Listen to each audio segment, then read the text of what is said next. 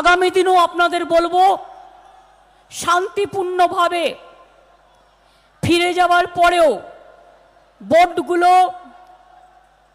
যখন সরকার অনুমতি দেবে, নির্বাচন কমিশন দেবে, শান্তিপূর্ণভাবে সেগুলো গঠন করবেন।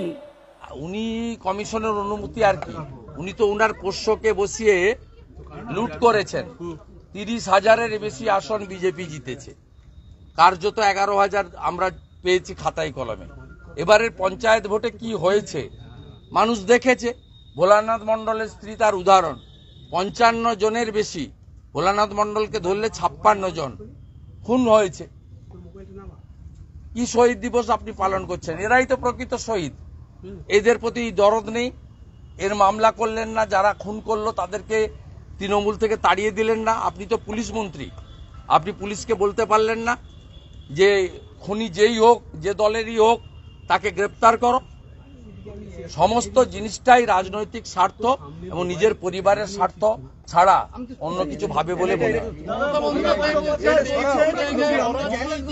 পঞ্চায়েত রয়েছে আমাদের এখানে, কয়েকটা রাজনৈতিক পঞ্চায়েত রয়েছে সিপিএম এর আমলে আমরা বহন করছি।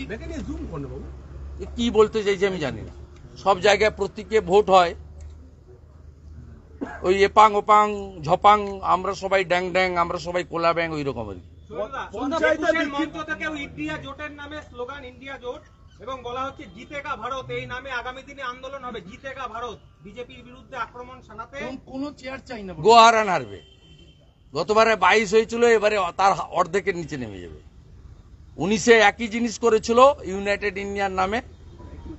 কি হয়েছে লোক পরিণতি দেখেছে, এবারেও পরিণতি দেখবে। আগলি বার মোদিজি 400 পার।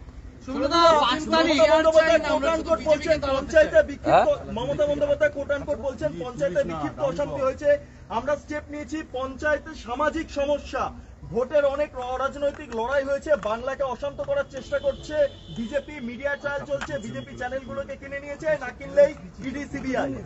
গণ লুট হয়েছে, গণ হত্যা হয়েছে, গণ নির্যাতন হয়েছে, মহিলারাও বাদ যায়নি। পাশে একটা মহিলা দাঁড়িয়ে আছেন, সে কি খাবে কালকে সে জানে না।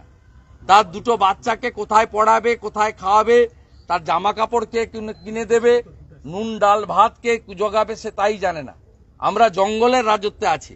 গোটা ভারতবর্ষেই পঞ্চায়েত, পুরসভা, বিধানসভা, লোকসভার ভোট হয়।